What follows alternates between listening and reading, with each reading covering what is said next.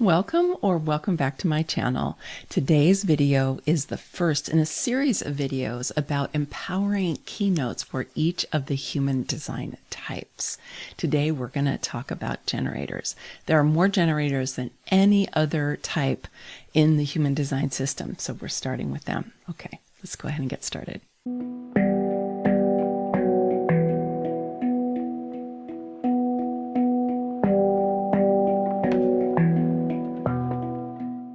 This video on the 5 empowering keynotes for the generator type is really geared for those of you who want to know kind of like what's the essence of what it means to be a generator and how do you optimize your understanding of being this type so that you can be really empowered in your life. Because for me, human design and quantum human design, I'm a certified specialist in both of those forms, is a tool for us to be more empowered in our lives. Okay, it's a beautiful system to study and you can spend a lot of time going down rabbit holes, but ultimately really human design is here to help us to release the conditioning that's holding us back from being the full expression of who we can be, to really empower us so that we can become what I consider the sovereign stewards or the sovereign servants of our planet. And this is the evolutionary trajectory that we're on right now. And I think human design is a super helpful tool for that. So as we dive into this day, this is not a particularly technical video about the types. I do have a lot of other videos that are more technical that you can go and find out kind of more specifics. But this has more to do with the essence and how you can live as a generator. So keynote number 1 is that we are designed to dance with the flow of life. This is what wait to respond really means. So you'll see on your chart, it'll say your strategy is to wait to respond. I do have a video that actually have several videos about response, and you can go and watch the last one that I did here about responding if you want to find out more about that. But here I just want to talk about what does it mean to dance with the flow of life. The first thing I want to just say is when you learn how to do that, everything in your life becomes easier and less stressful, more fun and more productive. So it's really worth it to play around with this and to explore and to see what could really support you. So this is what I consider a spiritual orientation. This is not religious. You can have any religious background or no religious affiliation whatsoever and still enjoy understanding your relationship to just the creative intelligence of the universe. I think it is important to at least have the openness, if not the belief, that there is a creative intelligence that is animating all of life and that you're an expression of that. I'm an expression of that. All of the forests are expressions of that. All of the beings on the earth itself, and even the universe, right, is an expression of this creative intelligence. And so as generators, we're designed to be in a very dynamic relationship with this creative intelligence. And what it helps us do is to step out of this kind of trance that we've been programmed into, that we are autonomous, that we're independent, that if it's to be, it's up to me, that we're alone, that we're separate, which I think has created a lot of suffering and a lot of anxiety for many of us. And related to this is that we are communal beings. Human beings are communal beings. We are designed to actually be in communities and tribes with each other. And we spent the vast majority of our time here on this planet in tribes, groups of anywhere from 50 to 150 to 200 people. And now our tribes are much bigger and they're designed very differently than they were through most of our existence.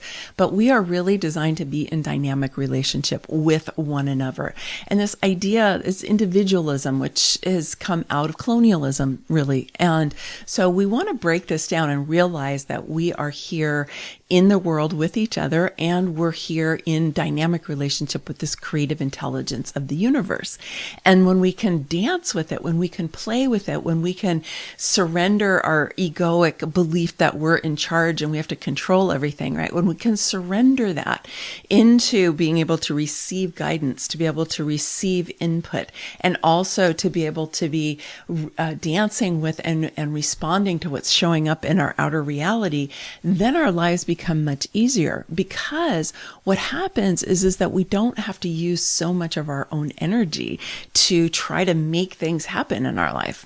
We don't have to do that. Instead, we can step into a flow where synchronicities are occurring all the time, and we can understand that there is a benevolence that is hooking us up with the resources that we want, the opportunities that we want, that is connecting people with one another, that's helping us to generate the work that we love, the relationships that are really satisfying, and so on. That all of the things that are in our life are being brought to us by this flow of life, by the creative intelligence, when we're willing to step into it.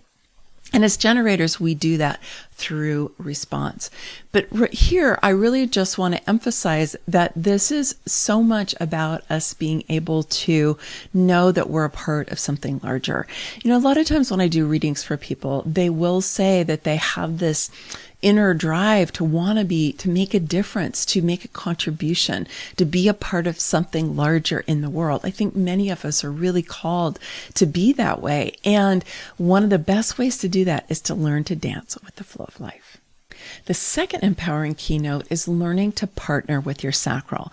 Now, this is very related to dancing with the flow of life, because dancing with the flow of life is known as your strategy, and partnering with your sacral is known as your authority, although it's also related to your strategy. So as generators, we have that red square defined in our charts, right? And that's what makes us generators. And it is the center for life force energy. It's a very powerful, the most powerful engine in the chart. Your sacral is an aspect of who you are, that when you learn how to partner with it, you'll realize it can be like your best friend. And because it is how you connect with your own inner guidance, and it's also the energy that you need to be able to engage with life in a way that's deeply satisfying to you. And so partnering with your sacral will help protect you from making decisions that are not good for you, for going down paths and then running into a dead end or running into a wall, or starting into a project and then not having enough energy for it, or not really feeling good about it. Your sacral will help you to no longer exhaust yourself by trying to make things happen, or by acting as if you were separate and everything was up to you. Because your sacral is, like I said, it's like your best friend. It's like your best partner who can be here to be saying, yes, go in this direction. Don't go in that direction. Like, yes, try this thing out. Or no, that's not for you right now. Maybe it's for you later, but it's not for you right now. So that you don't have to be up in your head trying to figure things out all the time. The more you can come down out of this thinking tower and come down into your body so that you can feel that guidance of your sacral, the happier you're going to be, the easier your life is going to become, because you're going to be shoulder to shoulder, hand in hand with this inner being that is speaking to you through your sacral authority. Empowering keynote number 3 is that you are designed for mastery. So one of the things that they say in traditional human design is that generators are designed for work and sex, which is a pretty reductive in my view. Basically, that's because we have this defined sacral, which is life force energy. And so we have, ongoing, reliable access to this really powerful life force energy, which is also known as prana in the yogic traditions, or Qi in Chinese medicine, or Ki in Japanese medicine. And so we do want a relationship with that energy, that primary life force energy. And it does give us the ability to be very powerful creators. Now, of course, we're all creators, okay? But for generators, we're especially designed for this. But I want to underscore that we don't create on our own. We create with this flow of life, right? So this is why we want to be able to dance with the flow of life, why we want to partner with our sacral, because these are all ways that we are working with this larger creative intelligence. And so when it comes to being designed for mastery, we want to be working with that life force energy. And your sacral will tell you what you have energy for and what you don't have energy for. So when I say that we're designed for mastery, what I mean is that we learn through, sometimes people will say repetition. And yes, there's repetition in the sense that all, like, for example, musicians or artists or athletes or dancers all learned through repetition, right? You do your scales over and over and over. Or if you have ever done ballet, you know, there's certain things you do in ballet over and over and over. Like there are certain kind of fundamentals that you learn in order to build your skills in something. Even somebody who works with clients like I do, or if you work with patients, or if you're a teacher and you work with students or participants, you know that you do learn so much by working with your clients or your patients or your students or whoever it is that you're working with. And there is a repetition in the sense that you are working with people over and over and over again. And yet for a generator to really be satisfied, which is the kind of highest expression of our emotional theme, we also need to be challenged. We also need to grow. So repetition on its own, like the repetition you might have where you're working at a fast food restaurant, for example, where once you've kind of learned the basics, you are repeating the same thing. You're making the same food, or you're selling the same stuff day after day after day after day. Repetition, right? Now, generators can do that, or working on an assembly line or something like that. We can do that because we have this life force energy, but it's not really what we're designed for. We're designed for mastery, which requires us to learn and to grow as we do repetitive tasks, right? And so we need challenge. We need things that are going to stimulate our ability to be creative. We need to be able to build something, right? Not just do the same thing over and over and over again. It makes me think of that really famous Lucille Ball video where she's on the assembly line with the chocolates. You should go see that if you haven't ever seen it. But she's just like trying to do this thing with chocolates, right, over and over, and it becomes a complete disaster because she's far too creative, actually, to be able to do something like that. And so are you. And so you don't want to get stuck working as kind of like a drone, which can happen. You can do that. You have the capacity to do that, but it is definitely not your highest expression. Sometimes when people are talking about generators and they say that we're designed for work, it's how they interpret that, you know, like that we're like the ants of the world or the worker bees, although worker bees are really smart.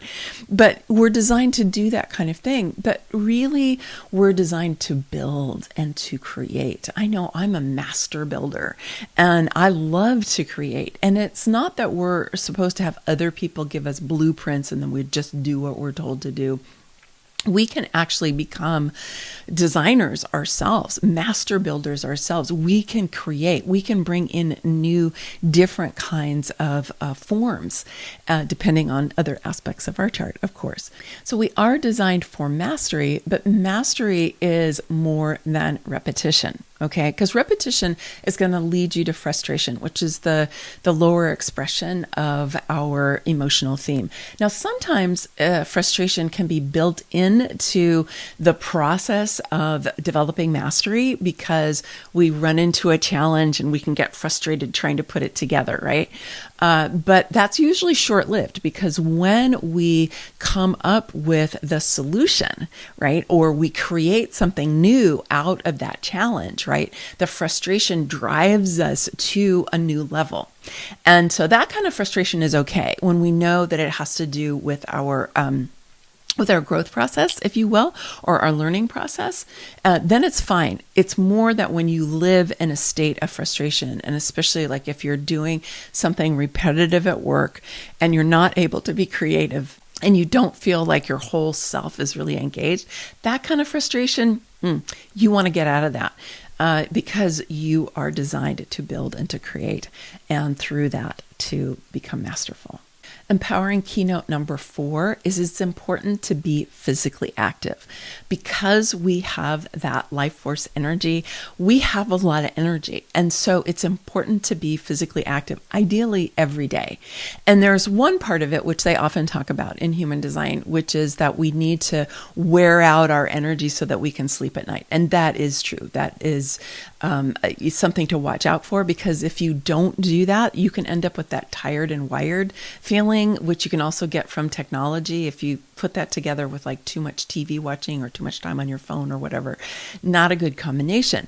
But it also has to do with the fact that you just have a lot of energy, and we live in a relatively sedentary society now. You know, we spend a lot of time at computers. We spend a lot of time, as my dad would say, with your ass in a chair. And so we are designed to move. We're designed to be physically active. And this was fine for us for, most of our history because we were really physically active for a very long time until technology changed that situation. So it's an unfortunate side effect of technology, which is designed to kind of make our lives easier, but it's also made us weaker. We've kind of traded our vitality for comfort. Right? So we need to be physically active. And ideally, you're doing something that feels good to you, that you're excited about, that you can gain some mastery in. Like for me, through dance and through Kundalini yoga, these are two things that I practice a lot. And I develop mastery more and more and more in them all the time. And I'm quite physically active in both of them. So ideally, that physical activity isn't just going to be going for a run, although going for a run might feel good, or riding a bike might feel good, or going to the gym might feel good.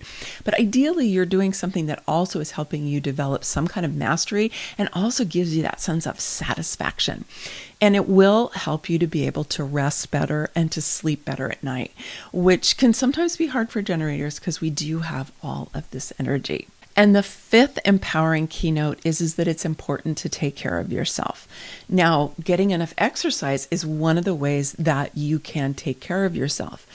Not initiating too much, dancing with the flow of life, partnering with your sacral so that you know what are the things that are really going to be yours to do and when the right time to do them is. All of those are ways that you can take care of yourself, because you can burn out as a generator. I am living proof of that. I've talked to a lot of people who have burned out as generators, and generally they do that because they're doing the wrong work, or they're trying to force themselves to do things that they don't want to do, or at times when they don't have the energy for it because they're not partnering with their sacral and they're saying, well, I got to do this, I'm going to go and do it.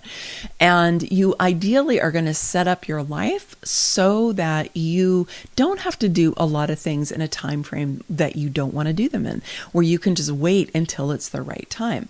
Like this is kind of a funny example, but I recently realized I had the energy to do accounting. I hate doing accounting. I had the energy to do my corporate accounting, and I was like, wow.